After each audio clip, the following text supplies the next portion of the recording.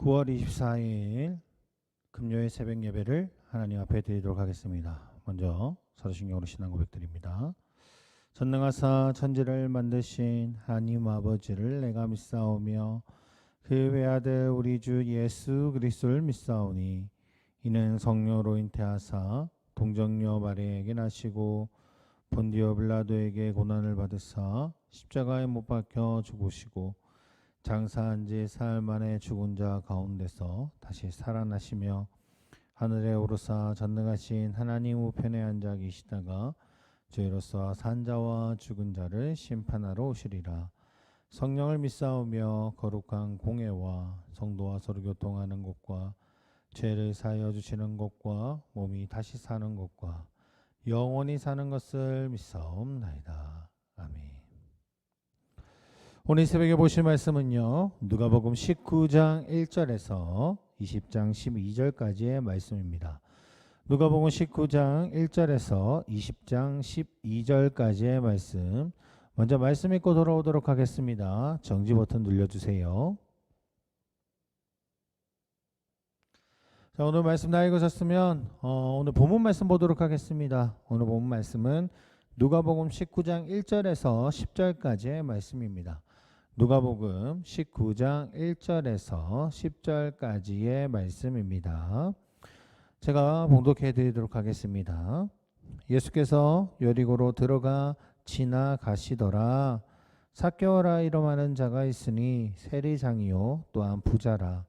그가 예수께서 어떠한 사람인가 하여 보고자 하되 키가 작고 사람이 많아 할 수 없어 앞으로 달려가서 보기 위하여 돌 무화과 나무에 올라가니 이는 예수께서 그리로 지나가시게 되밀어라. 예수께서 그곳에 이르사 쳐다보시고 이르시되 삭개오야 속히 내려오라. 내가 오늘 내 집에 유하여야 하겠다 하시니 급히 내려와 즐거워하며 영접하거늘 뭇사람이 보고 수군거려 이르되 저가 죄인의 집에 유하러 들어갔도다 하더라. 삭개오가 서서 주께 여짜오되 주여 보시옵소서 내 소유의 절반을 가난한 자들에게 주겠사오며 만일 누구의 것을 속여 빼앗은 일이 있으면 내 갑절이나 갚겠나이다. 예수께서 이르시되 오늘 구원이 이 집에 이르렀으니 이 사람도 아브라함의 자손이로다. 인자가 온 것은 잃어버린 자를 찾아 구원하려 함이니라. 아멘. 오늘 본문을 통해서 삭개오의 비유라는 주제로 말씀 나눠보고자 합니다.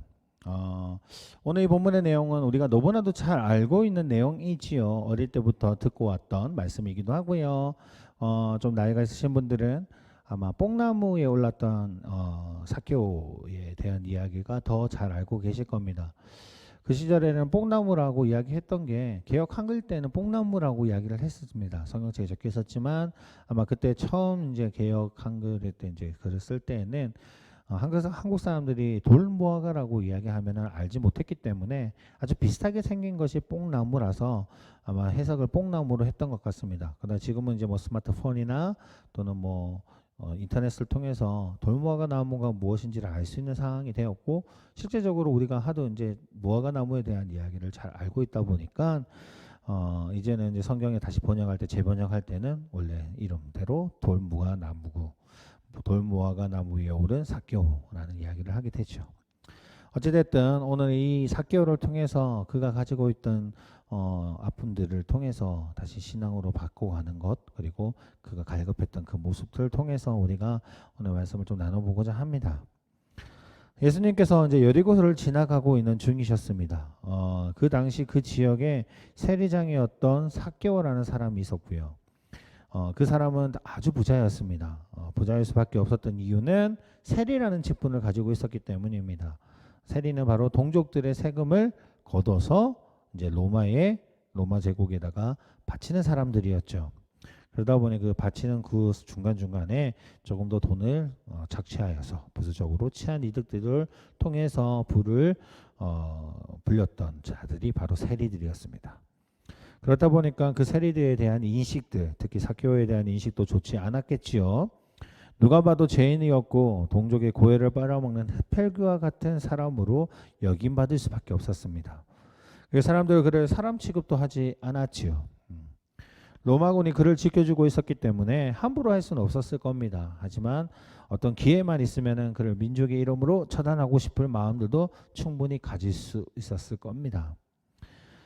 이러한 사실들을 삭개오가 모를 리가 없겠죠. 그러다 보니 삭개오는 사람들을 알아서 피해 다니는 것이 그의 모습이었고 조심했을 것입니다. 자, 그러던 중에 최근에 이스라엘의 아주 이슈 메이커가 되고 있는 예수님 이야기를 듣게 되었고, 그리고 그 예수님이 자기의 마을을 지나가게 된다라는 이야기를 듣게 되죠. 아마 그는 궁금했던 것 같습니다. 본문의 전체 맥락을 보면 그의 심정을 유추해 볼 수가 있죠. 삭개오의 마음속에 아마 깊은 공허함이나 또는 갈급함들이 있었던 것 같습니다. 참고로 성경에는 삭개오의 키가 작다고 묘사하고 있죠. 외모에 대한 부분을 묘사하고 있는 것은 사실 성경에 그렇게 많지는 않습니다. 뭐 엘리사가 이제 대머리였다라는 뭐 그런 내용들 외에 몇 가지 잘 나타나지 않죠. 외모에 대한 부분은 잘 이야기하지 않는데 이 외모에 대한 부분, 특히 왜소한 외모에 때문에 이야기했던 것들을 보면 아마 어렸을 때부터 주변 사람들에게 그 외모적인 모습 때문에 아마 따돌림이 당하지 않았을까라고 생각해 볼 수 있는 중요한 요소 중에 하나이겠죠. 어쩌면 이런 외모적인 콤플렉스 때문에 사람들에게 아마 조금 뭐 상처를 받을 수도 있겠죠. 그런 상처들 때문에 자신이 이제 더 이상 할 수 있는 일들을 오히려 세리라는 직분을 통해서 자신의 컴플렉스를 감추려고 했지 않았을까라는 생각도 해보게 됩니다. 하지만 이런 삶들에 대해서 삭개오는요 마음이 편하지는 않았던 것 같습니다. 그래서 그 마음이 예수님을 향했던 것이었고, 그리고 예수님이 오신다는 그 소식을 듣고 예수님을 한번 뵙기 위해서 나아갔다라고 추측해 볼 수 있죠. 그런데 예수님을 보러 온 사람들은 너무너무 많은 겁니다. 그 작은 키에 이렇게 쳐다볼 수도 없죠.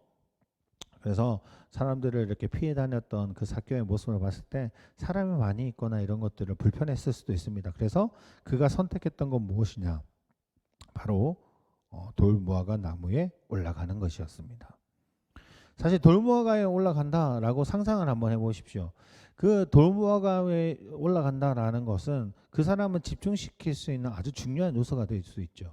대부분 그런 이제 배경적인 모습에 가면 어린아이들이나 조금 이제 한 청소년 정도 된 애들이 이제 그런 나무 위에 올라가거나 그런 상황이 되죠. 나이 든 사람들이 잘 올라가지는 않습니다. 그런데 삭개오는 그렇게 돌무화과 위에 올라갔다라고 이야기를 하죠. 자신의 위치와 신분들을 생각하지 않는, 사실 그들 만약 생각하게 되면 오히려 쉽지 않은 행동이죠. 이 말은 어떻게 다시 해석할 수 있냐면 그만큼 그가 간절하다라는 표현입니다. 그런 행동을 할 수밖에 없었던 건 예수님을 보겠다라는 그런 간절한 표현이 그에게 이제 그런 모습을 행하게 하는 그런 중요한 일들이 생기게 된 거죠.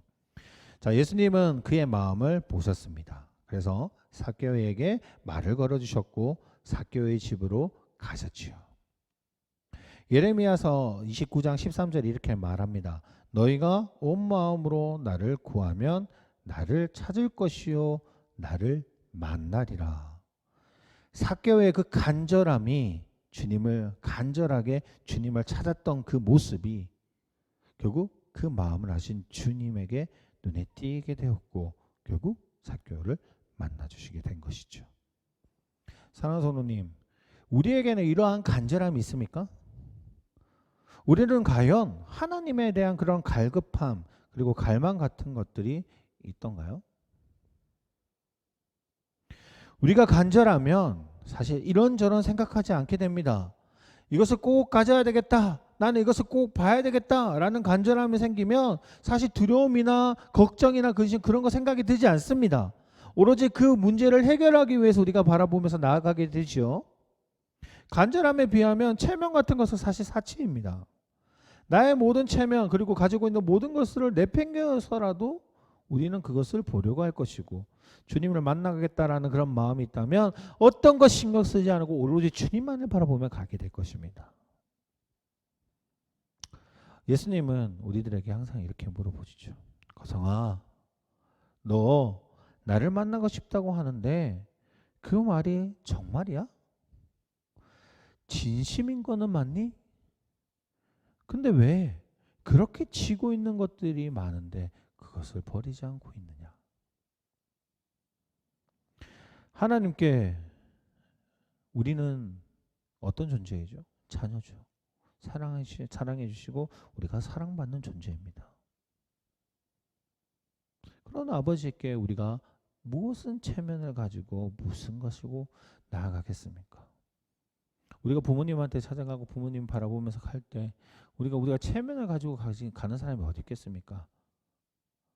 부모님 앞에서는 우리는 그냥 아이이죠.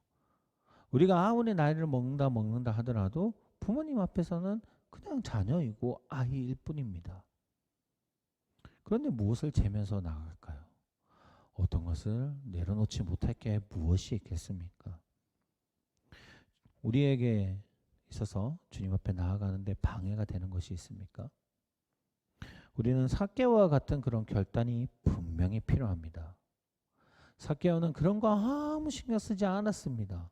오로지 예수님만 바라보겠다, 예수님을 만나겠다라는 그 마음 하나 가지고 나아가지요. 그리고 오늘 본문에 보면 뭐라고 이야기합니까? 삭개오를 통해서 같이 식사해 준 그 예수님에 너무 감사해서 자신이 가지고 있는 소유의 절반을 가난한 자를 주겠다라고 약속을 하고, 그리고 누구의 것에 속에서 뺏은 것이 있다면 갑절로 그것을 갚겠다라고 이야기합니다. 그의 평생에 모았던 것, 자가 평생에 맨날 집착했던 그 돈, 물질, 재산, 그 모든 것들을 예수님을 통해서 내려놓게 되죠. 우리도 그런 결단이 필요합니다. 내게 예수님이 가는 막는 어떤 요소가 있다면 담대하게 그것을 내려놓을 필요가 있지요.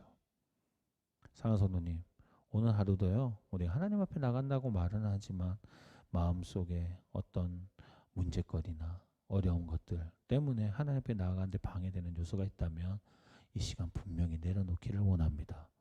오늘 하루는요, 하나님이 만나주시겠다 했다는 그 말씀 하나, 그 기쁨으로 우리가 나아갔으면 합니다.